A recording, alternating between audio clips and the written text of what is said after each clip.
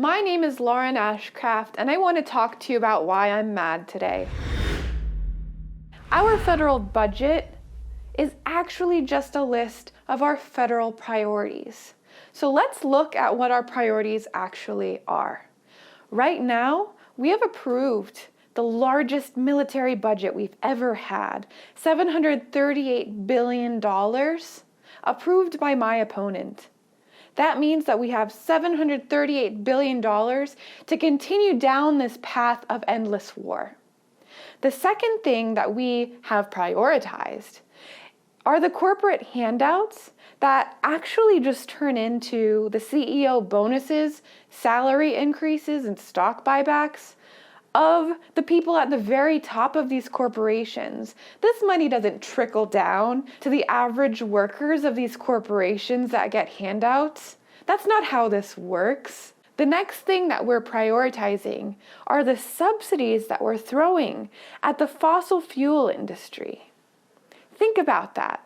We are subsidizing the destruction of our earth, and we are prioritizing the fact that we do not want future life to be able to exist on this planet. Think about that. Now that we know what our priorities are, I want to talk to you about why this is happening. Who would really, really love that these are our federal priorities? I'll give you a hint. It's the same people who are throwing money at our politicians to vote against our best interest in the form of huge maxed out donations and corporate PAC money. Firstly, who loves if we continue down this path of endless war?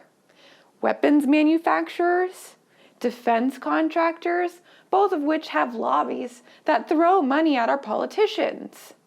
Secondly, who really loves corporate handouts that turn into their bonuses? The CEOs of these companies, the senior executives of these companies, all of whom probably donate to corporate PACs that throw money at our politicians. And lastly, who loves if we continue to destroy our earth? The fossil fuel industry CEOs and senior executives and lobbies. Now I want to talk to you about the things that we are cutting from our priority list. Social Security, which helps people like my family survive unforeseeable circumstances. People who are finally able to retire will see cuts.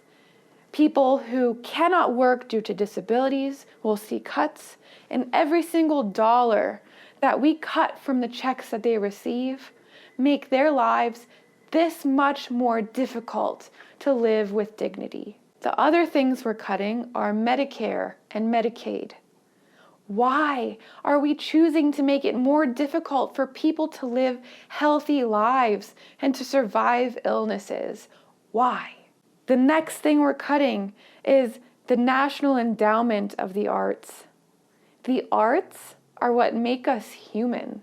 And as somebody who has a musical and stand-up comedy background, I take offense to the fact that we're cutting the only thing that makes us human. And finally, SNAP, which keeps people alive if they don't have the money to buy food.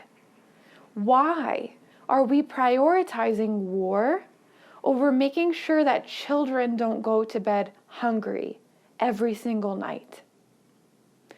Our priorities are so backwards in our country.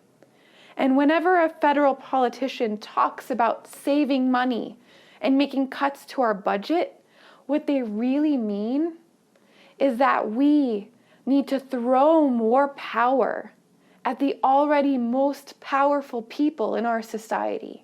What they're saying is that we are willing to cut all of the programs that allow people to live healthily and to live with dignity.